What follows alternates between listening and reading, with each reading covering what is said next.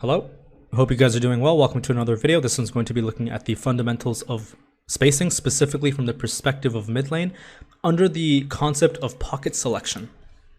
Let's get into it. So before we start, we want to first address what a pocket exactly is. The pocket is essentially a space in the lane at which a champion would be standing in. And so essentially what's happening here is if you identify the position of your minion that's about to die as X, okay, and then you identify the pocket at which the opposing player wants to take the minion at as Y, then you want to be standing in a location where you can then attack the enemy champion while they're going for your minion. In this case, it's going to be referred as X, and we can call this position Z. Now, of course, this is relative to if you have a ranged advantage, because obviously if you don't, you can't really attack the opposing player as they take a minion. But the concept of pocket selection is really, it falls under the understanding of when Y goes for X, Z goes for Y. Okay, and now what ends up happening a lot of the times is X, which would be the minion, Y can take from this position. So an enemy champion can stand from the north side and still have access to X, which means that now Z, under the assumption that the champion who we're referring to as Z here doesn't have the range to attack Y from this positioning, now has to shift to a location where it can attack Y. Hence how pockets change. Pockets change relative to X. X is the determining factor because X is based on where Y stands, which is based on where Z will attack Y. And so what you have to understand, which is the most crucial part of this, the beginning portion of this, is you have to look at the transaction happening between the minions. You have to know when your minion is dying and when the opposing minion is dying. Okay? So let's go ahead and move into the actual VOD here. So we're going to open with an auto for auto, and this is more beneficial for Knight than it is for the Ahri. Beneficial for him because Ahri's W is absorbed by these two minions moving up, while simultaneously she also has bone plating in the lane. As you can see, bone plating gets broken out, and these two W is pretty much absorbed by the frontline wave here, while simultaneously shielding the Annie. And now because Ahri doesn't have bone plating, Annie can now go ahead and she can like follow up on more auto attacks as the lane moves forward. We're going to notice that in a second. Now, this is something really crucial to understand. Annie has a range of 625. Ahri has a range of 550. And when I refer to these ranges, I mean auto attack ranges. This means that there is a 75 difference in range. This 75 units in range is to be spaced upon from the advantage of Annie. Okay? And so we're going to notice this because now Annie's going to move up because she has a 75 range advantage against the Ahri because of the matchup. Therefore, Ahri is then going to move away because she doesn't want to take free auto attacks. The goal in this lane is still to work on these three melees because we need to gain control of the first wave. So notice how Annie walks up. Ahri spaces away. Annie works on the three frontline minions. And now actively, Annie's looking for the next minion that Ahri wants to go for. As you can see, Ahri stands here.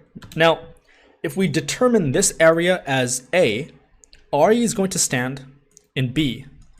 Ahri is going to stand in B because she wants to take the minions in location A. Therefore, we're going to stand in a location that is relative to where we can attack Ahri's position, which in this case could be C, but the problem with C is that we might absorb her W if it's off CD, or C could also be here. Now, the C that's being played on the north side of the lane, the one I'm highlighting right now, is played on that 75 ranged advantage.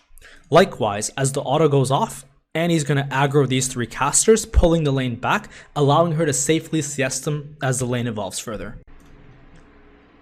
Annie moves away, gets the extra auto off, simultaneously making sure that our next click is away. Notice this really subtle movement. This is more towards players that are new to understanding the concept of spacing. The second the auto goes off, as you can see, the auto goes off. While the auto is going off, the initial click to move back is already being inputted, and therefore the next move that Annie immediately makes as the auto animation is coming out is to move away because she doesn't want to sustain more damage from the three backline casters.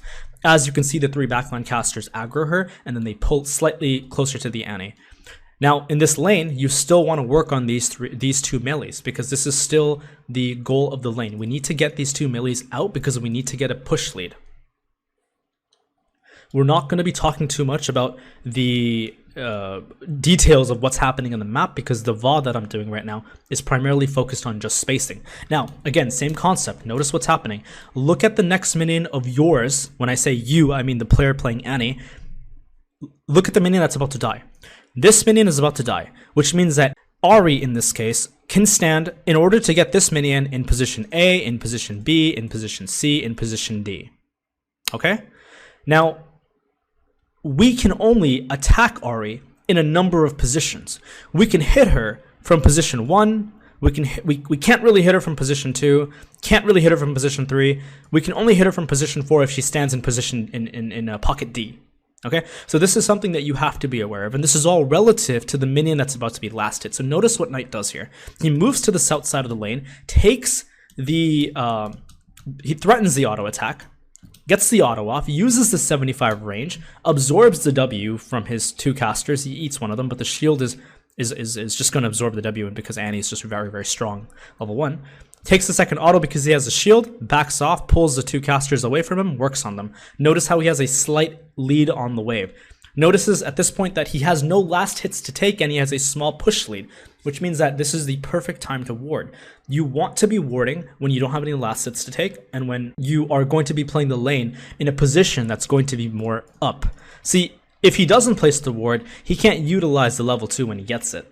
So he goes ahead, places the deep ward. The reason it's so deep is because it's much easier to react to the player coming in from the south side than it is to react from them realizing that they're immediately already in the bush, because they have so much less distance to cover against you.